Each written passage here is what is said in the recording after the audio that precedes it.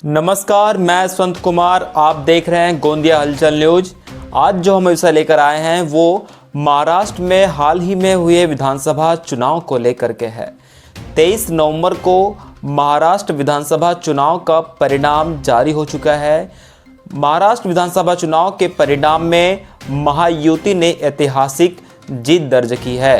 जी हाँ, महायुति ने लगभग सरकार बनाने के लिए पूर्ण बहुमत हासिल कर ली है और अब महायुति यानी कि भारतीय जनता पार्टी, एनसीपी अजित पवार गुट और शिवसेना शिंदे गुट के समर्थन में सरकार बनेगी।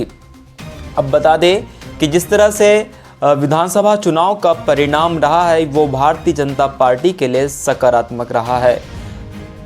लोकसभा चुनाव में जब भारतीय जनता पार्टी के लिए जब परिणाम आया था, पूरे देश में भारतीय जनता पार्टी की सरकार तो बनी, लेकिन महाराष्ट्र में जो परिणाम था उसको लेकर भारतीय जनता पार्टी पर कई सवाल उठ रहे थे। उस सवाल के बाद भारतीय जनता पार्टी ने मेहनत की, कार्यकर्ताओं ने बेजोड़ मेहनत की और जाकर महाराष्ट्र विधानसभा चुनाव भारतीय जनता पार्टी के पक्ष में रहा है। ये तो प्रदेश की बात हो गई, लेकिन हम बात कर लेते हैं छत्तीसगढ़ और मध्य प्रदेश से लगे हुए विधानसभा क्षेत्र आमगांव देवरी विधानसभा क्षेत्र की, कि यहाँ के परिणाम को हम किस नज़रिए से देखते हैं, किस तरीके से देखते हैं। आमगांव देवरी विधानसभा चुनाव में 2019 में भाजपा प्रत्याशी संजय पुराम के लिए अच्छा नहीं रहा था। उनको निराशा जरूर हाथ लगी थी, लेकिन वो हिम्मत नहीं हारे और 5 साल सक्रिय रहे मतदाताओं के बीच और आखिरकार 2024 में परिणाम उनके पक्ष में रहा है और लगभग 32,000 के अधिक मार्जिन से वो चुनाव जीत गए हैं और अब आमगांव देवरी विधानसभा के वो विधायक बन गए हैं। तो वहीं कांग्रेस ने वर्तमान आमदार का टिकट काटकर नए प्रत्याशी पर दाव खेला था, लेकिन ये दाव उनको उल्टा पड़ गया और हार का सामना करना पड़ा है। इसके क्या कारण है और क्या बात है, इसको हम समझने की कोशिश करेंगे। आप बने रहिए गोंदिया हलचल के साथ। हार के क्या कारण हैं, हम 10 टॉपिक पर चर्चा करेंगे। आपको बताएंगे कि संजय पुराम की आखिर जीत कैसे हुई और राजकुमार पुराम कैसे हार गए। क्या चुनाव में कांग्रेस को नया प्रत्याशी चुनना लाना ये महंगा पड़ गया, क्या गलत साबित हो गया? ये बात हर किसी के जहन में है। हर कोई ये सोच रहा है कि क्या कांग्रेस ने कहीं नया प्रत्याशी लाकर गलती तो नहीं कर दी थी। जी हाँ, कांग्रेस ने नया प्रत्याशी लाकर इस तरह से गलती कर दी थी कि जिस पर उन्होंने भरोसा जताया था उन्होंने भरोसे के विपरीत काम किया।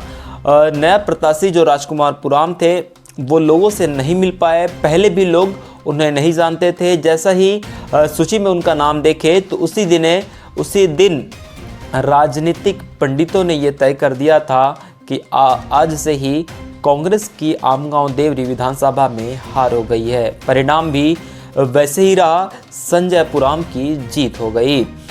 दूसरी बात यह है कि कांग्रेस अपनी रणनीति में असफल रहा। जी हाँ, कांग्रेस अपनी रणनीति में असफल इस तरह से रहा।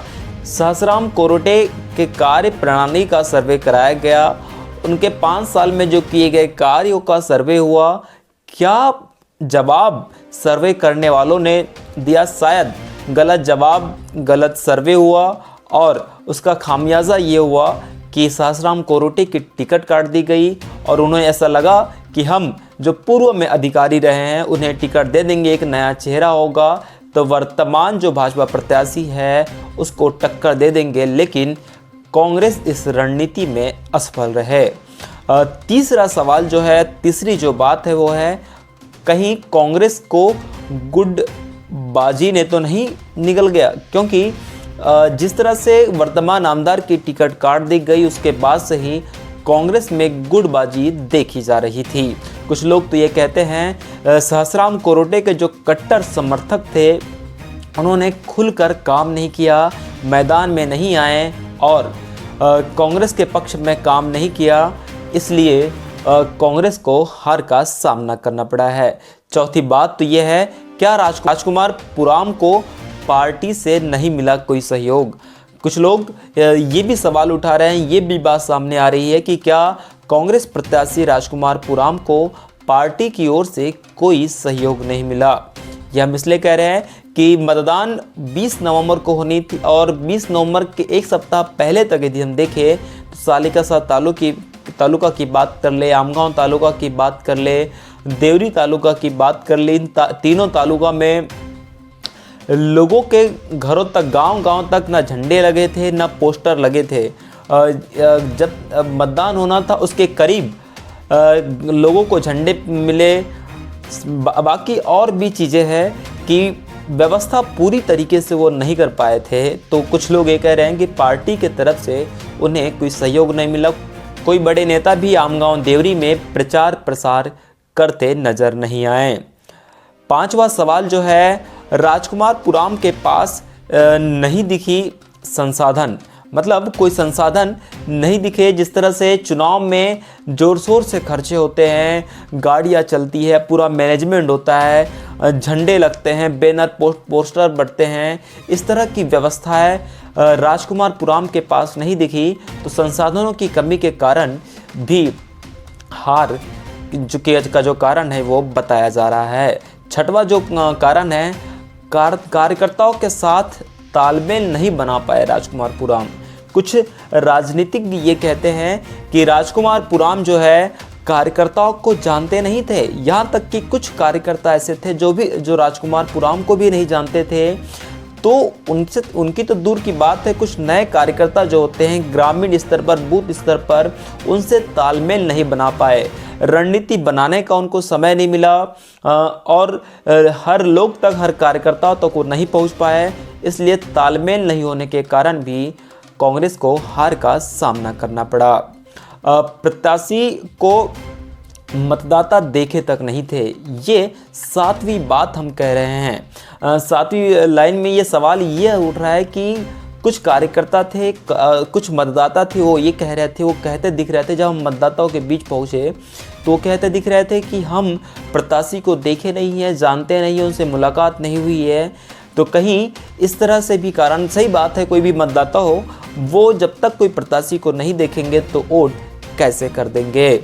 आठवीं जो बात है वो ये है, आठवां जो सवाल है वो है कि क्या कांग्रेस प्रत्याशी को मिला कम समय। सही बात ये भी है कि मात्र अगर हम कहें तो 1 महीने का भी समय कांग्रेस प्रत्याशी को नहीं मिला, वो मैनेजमेंट पूरा नहीं कर पाए और उनको हार का सामना करना पड़ा। नवी बात ये है, लोकसभा के बाद ओवर कॉन्फिडेंस में महाअगाड़ी के जो प्रत्याशी थे राजकुमार पुराम, ये तो व्यवस्था बनाने में इनका समय निकल गया, ये चुनाव नहीं जीत पाए। लेकिन जिस तरह से लोकसभा चुनाव में कांग्रेस के पक्ष में परिणाम था, उससे ये महाअगाड़ी जो है, ये संगठन है, ये कहीं ना कहीं और कॉन्फिडेंस में दिख रही थी। उनको भरोसा पूरा था कि इसका फ़ायदा उनको विधानसभा चुनाव में मिलेगा। लेकिन ये इसके विपरीत हुआ, उनको 1% भी विधानसभा चुनाव में फ़ायदा नहीं मिला, जबकि नुकसानी का सामना करना पड़ा। तो लोकसभा चुनाव के बाद कह सकते हैं कि जिस तरह से महाअगाड़ी संगठन कांग्रेस और कॉन्फिडेंस में दिख रही थी, ये भी एक हार का कारण बताया जा रहा है। 10वीं बात, सबसे अंतिम बात जो है, अंतिम सवाल जो है वो है, क्या सहस्राम कोरोटे होते तो परिणाम कुछ और होता। ये सवाल हर कोई कह रहा है। क्या कांग्रेस ने नया प्रत्याशी चुनकर कोई गलती कर दी थी? क्या सहस्राम कोरोटे होते तो संजय पुराम को फाइट दे जाते? क्या संजय पुराम पर भारी पड़ जाते? ये तो बात की बात है, लेकिन जो हो गया सो हो गया। लेकिन कई लोग ये भी सवाल कर रहे हैं, कई लोग ये भी बात कर रहे हैं, कुछ लोग तो बड़े दावे के साथ कह रहे हैं, वजनदारी के साथ कह रहे हैं कि सहस्राम कोरोटे यदि मैदान में होते तो परिणाम कुछ और होता।